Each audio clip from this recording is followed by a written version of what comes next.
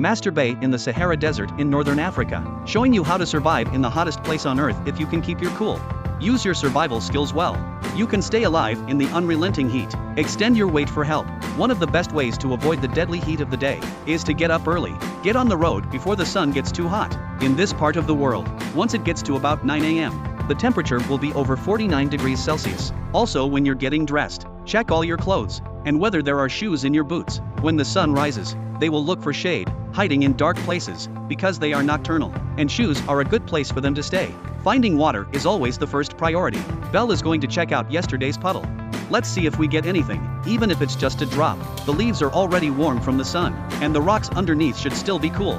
Bear picked up a whetstone and sucked it several times. There wasn't much water on it, but it's better than nothing. Next, Master Bay used coke on his eyes to protect them from the sun, but it reduces the reflection to prevent corneal burns. This is why you often see some sports will paint a black head like this on their nose. The back should also try to cover the body, especially the head. Otherwise, heatstroke is not good. The Sahara is definitely the most difficult place in the world to find food. Once you find food, you have to judge whether it is edible or not, so you can't just eat what you want. Take this desert gourd for example.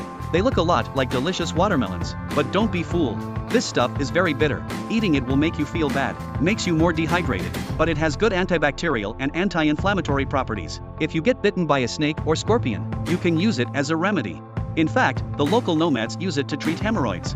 It works very well. Now the sun is at its highest and hottest position. It's hot and relentless. It is imperative is to find a shady excuse to escape the heat, but the desert is always full of deadly surprises. Master Bay encountered a cobra on the road.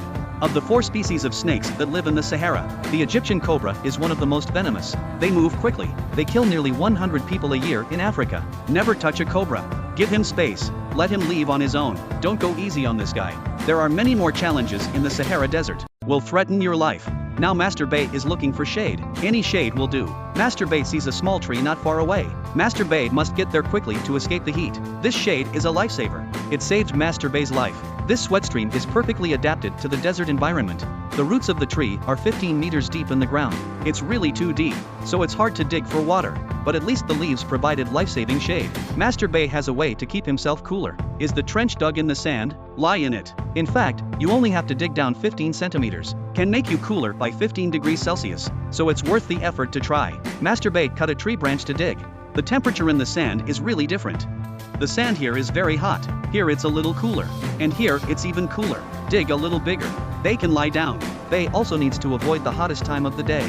It's those hours around noon. If you only rush at dawn and dusk, you may be able to live another day, even if you don't find water. In addition to the heat and the threat of poisonous scorpions, you also need to watch out for quicksand. As we all know, he can swallow any car. If you accidentally get caught in the quicksand, it will be very troublesome.